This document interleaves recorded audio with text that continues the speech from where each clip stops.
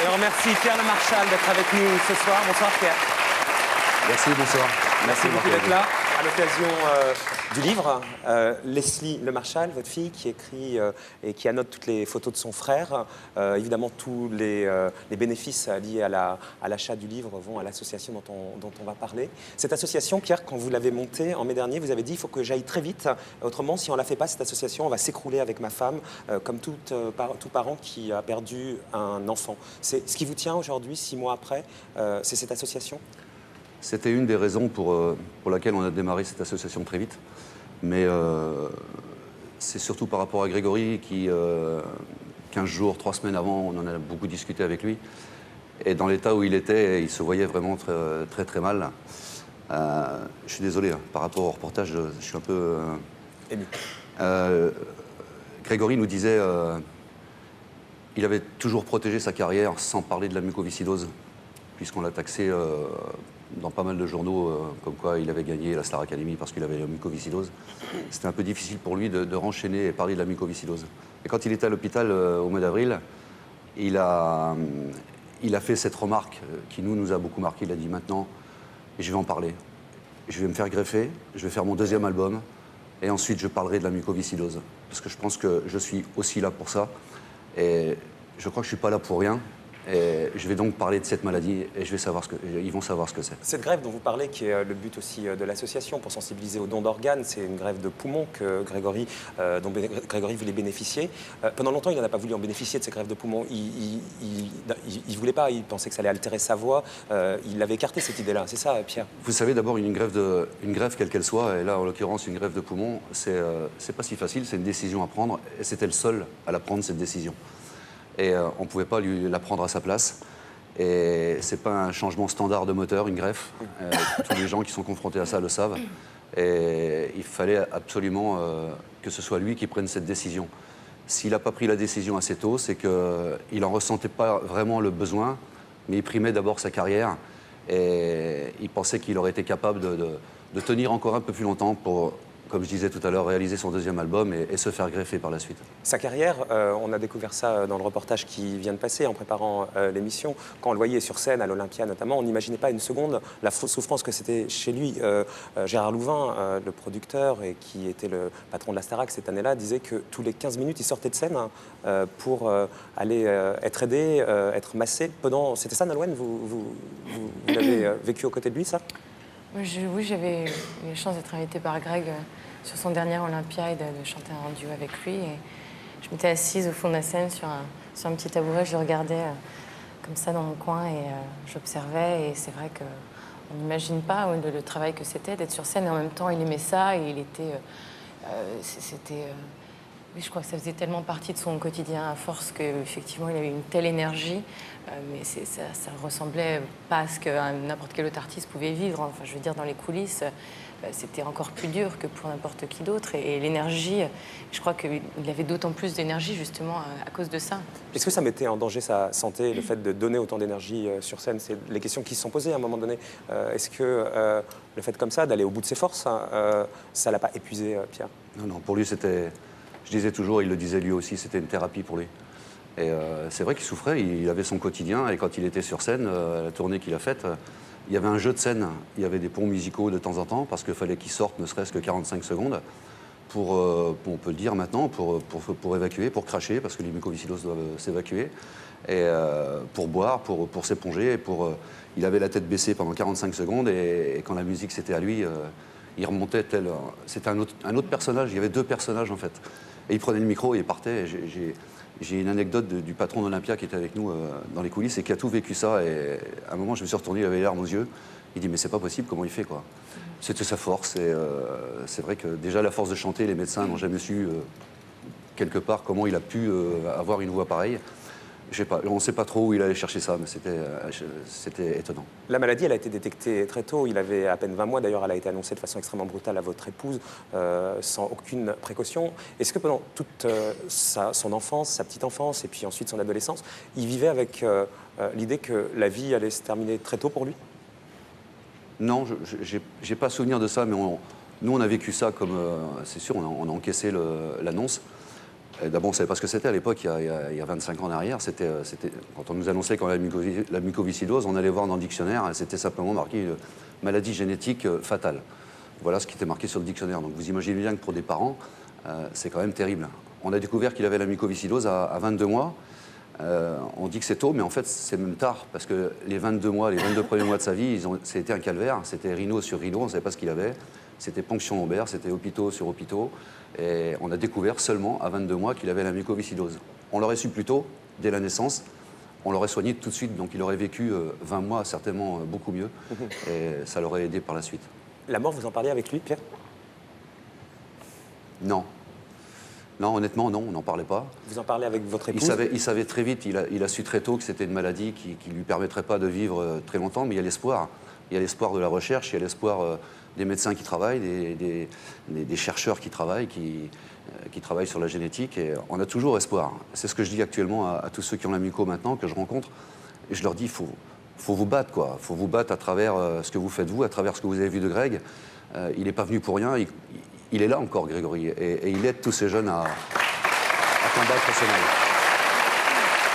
La maladie, il en parlait avec ses potes, Nolwenn. La maladie, il en parlait avec ses potes. Pierre dit qu'il en parlait très peu dans la sphère familiale, mais avec ses potes, jamais? Jamais. Du tout? Jamais. C'était une leçon de vie et de... Jamais je l'ai entendu en parler. Jamais. Avec qui il avait besoin d'en parler? Peut-être ses médecins, peut-être? Il en parlait à nous, déjà. Mais encore, c'était pas le sujet principal. Quand il souffrait, faut quand même savoir que quelqu'un qui a la mucoviscidose, le problème de la mucoviscidose, c'est que ça ne se voit pas. La preuve, c'est que tout le monde a pris une grande claque quand Grégory est parti. Et on l'a toujours vu sourire, on l'a toujours vu bien chanter, on l'a toujours vu se battre. Et voilà, maintenant que le problème est posé, maintenant, c'est pour ça qu'on en parle aussi. Dire la mucoviscidose, c'est pas ça, il y a un quotidien derrière qui est terrible. Et voilà, et il se plaignait jamais parce qu'il voulait y arriver. À chaque fois qu'il a désiré faire quelque chose, il est allé au bout de lui-même et sa maladie, il la mettait de côté. Il se soignait, mais il n'en parlait pas. Donc il n'en faisait pas état et c'était incroyable parce que c'est une force terrible. Il est parti le 30 avril dernier. Est-ce que vous imaginez, Pierre, avec sa maman et sa sœur, que sa mort allait provoquer un tel élan d'émotion et de générosité? D'un coup, les dons d'organes ont afflué d'une certaine manière. Les gens ont proposé leurs organes et se sont inscrits sur les listes. Oui, je tiens à préciser déjà que l'association n'a pas été montée à cause de ça. La décision a été prise tout de suite. Et c'est vrai que les dons d'organes ont explosé, puisque, a priori, sur le mois de mai, ils ont fait un chiffre d'une année, carrément. Et je suis persuadé que Grégory, quelque part, il a sauvé des gens. Ça, on le sait, on ne le saura jamais individuellement, mais il y a eu un élan terrible qui continue encore maintenant. Et le nombre de lettres qu'on a reçues, il a touché naturellement ses fans, tous ceux qui aimaient le chanteur. Après, on aime ou on n'aime pas un chanteur, chacun a ses droits là-dessus. Mais il y a des tas de gens qui ont été touchés par le personnage. Vous savez, la Star Academy, une Star Academy qui se termine, ensuite, Nolwenn, on tourne la page, les gens tournent la page. Ils passent à autre chose. On va parler tout à l'heure avec Donc il y en a pas mal qui ont oublié Grégory, quelque part, mais qui, lui, commençait sa carrière, comme Nolwenn, comme Jennifer, comme Elodie, et voilà, il fallait continuer leur carrière. Et c'est pour ça que les gens sont rappelés, mais c'est le petit qui était à la Starac qui est mort. C'est pas possible, qu'est-ce qui est arrivé? Et là, effectivement, on a eu des milliers de lettres, des milliers de mails qui sont arrivés à la maison, et les gens étaient abasourdis, quoi. Ah, mais effectivement, alors la mucoviscidose, c'est vraiment grave. Voilà un peu le style de choses qu'on avait, et c'est pour ça que maintenant, on va expliquer, oui, effectivement, cette maladie est grave, et il y en a 6 000 comme ça, il y en a plus de 6 000 actuellement qui souffrent de ça, et on va s'en occuper. Donc c'est le but de l'association, s'occuper et prévenir et donner des informations, voilà, et sensibiliser sur le don d'organes. Cette association a été montée par comme ça. Moi, je n'ai pas l'expérience de ces associations. Je me suis fait beaucoup aider par l'association Vaincre la mucoviscidose, qui elle existe depuis 40 ans. Et M. Lafont, son président, m'a beaucoup aidé, nous a beaucoup aidé pour monter cette assoce, et on va être en complémentarité complète avec eux, quoi. Aujourd'hui, avec votre épouse, vous occupez votre temps essentiellement à ça, qu'à ça? Vous avez mis vos carrières respectives professionnelles entre parenthèses? Non, j'arrive moi à fonctionner aussi, mais le reste du temps, c'est des heures et des heures. On ne compte pas nos heures, on ne compte pas nos nuits, et on bosse sur l'association qui actuellement est dans une phase administrative. Il faut qu'on pose ça correctement avant de démarrer nos actions qu'on est en train de penser et poser actuellement, notamment au niveau du confort des patients. C'est d'abord notre premier objectif. Ensuite, naturellement, aider la recherche par l'intermédiaire de Vaincre la Muco, à qui on va pouvoir donner des ressources. et effectivement le don d'organes. Voilà comment on va fonctionner. Il y a eu évidemment, comme d'habitude avec Grégory, son lot de critiques quand les CD sont sortis de façon posthume. Vous avez lu, et j'imagine que ça vous a fait mal, des tas de critiques sur le thème. Voilà, la maison de disques se fait beaucoup d'argent sur le dos d'un artiste qui est mort. Vous, comment vous avez réagi à tout ça dans la petite cellule familiale? Moi, ça me fait sourire, mais je veux dire, les critiques, c'est sûr, quand les gens sont connus. Je pense que Ellie, Nolwenn, vous avez tous aussi subi dans un autre domaine des critiques. Je pense que il faut les assumer tout simplement. Maintenant, dire que la maison de disques fait de l'argent, une grosse partie des bénéfices de l'album La Voix d'un ange ira à l'association, ça c'est clair. Et bien naturellement, il y a des frais sur les albums et tout. À aucun moment on a dit que tout l'argent allait à l'association. Il est bien évident que... En tout cas, ces disques qui sortent, ils sortent avec votre accord. Là, il y a 3 CD qui sortent en décembre. De tout ça est toute fait façon, avec vous. Vous rien validez. il n'y a rien à dire à Universal, à TF1, il n'y a qui que ce soit. Ils ont la politesse et la correction de nous demander à chaque fois qu'ils veulent faire quelque chose sur Grégory. Ils nous demandent. Et tant que ça nous aidera, nous, à continuer dans l'objectif de l'association, on dira oui, mais à condition que ça se fasse intelligemment. L'album, il n'a pas été fait n'importe comment. Des tas de personnes se sont mobilisées. Alors c'est vrai que le temps paraît court, mais les gens, style Yvan Cassard, Bertrand Lamblot, tous les auteurs, etc., s'y sont mis. Et franchement, qu'on me dise que l'album est très mauvais, là, franchement, je ne comprends plus, alors que c'est quand même un album qui est très bien ressenti et qui s'est déjà vendu à près de 800 000 exemplaires.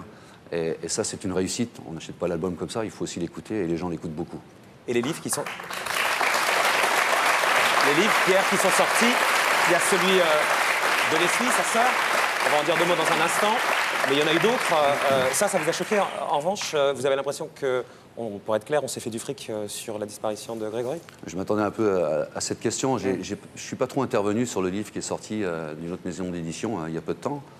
Simplement, j'ai informé les gens quand j'ai vu que cette maison d'édition disait que de l'argent serait reversé à l'association Grégory Le Marchal, ce qui était faux. J'ai simplement informé les gens par communiqué de presse comme quoi cette information était fausse. Ce sont des gens qui ont sorti un livre, ils ont le droit de le faire. Donc on m'a taxé de condamner cette maison d'édition, je condamnais personne.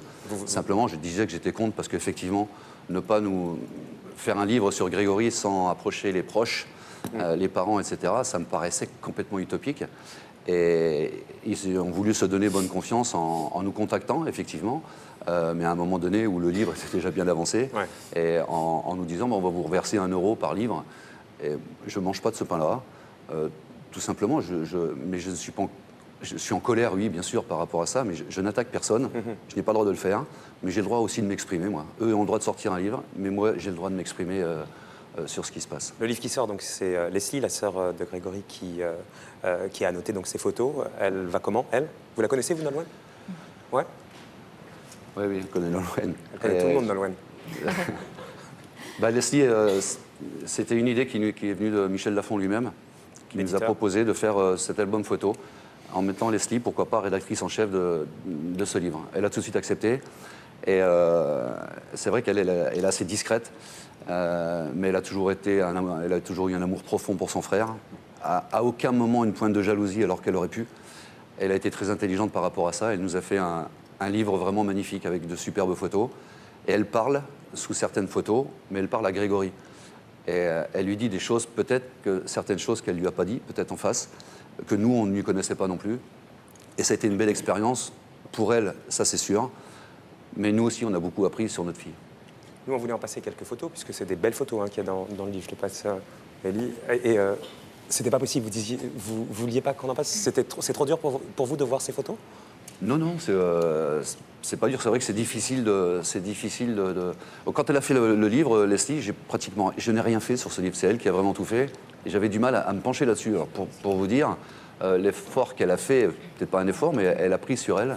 Et je pense qu'elle a voulu s'exprimer sur pas mal de choses. Donc elle a eu ce courage de faire ça. Mais c'est même pas du courage, c'est l'amour qu'elle avait pour son frère, tout simplement. Elle écrit dans la préface « L'infinie tristesse, le manque, et puis à côté de ça, l'envie de se battre, de vivre. Même si cette volonté parfois s'essouffle, je finis toujours par reprendre le dessus. Comment? En pensant à toi, à ta force, à ta vie, simplement. » C'est ça, en fait, pour conclure. Elle lui parle sur... voilà. Et ce qui, votre façon à vous, la petite famille Le Marchal aujourd'hui, c'est les hauts et les bas, quoi. C'est ça? C'est les moments où vous perdez pied et les moments... Là, pour l'instant, on a la force, quoi. On a la force de faire continuer cette association. Et alors, il y en a beaucoup qui me taxent de trop m'afficher, je ferais mieux de porter le deuil de mon fils tranquillement. Mais moi, je suis désolé, n'en déplaise à ces gens-là, c'est à moi, c'est ma façon à moi de porter le deuil de mon fils, de me battre. Et là, je rencontre beaucoup de gens qui ont la muco. J'en ai au téléphone, j'en ai eu une au téléphone il y a une demi-heure encore avant de rentrer sur le plateau. Et c'est comme ça, moi, que je conçois maintenant ma vie. Et mon épouse et ma fille sont dans la même lignée que moi.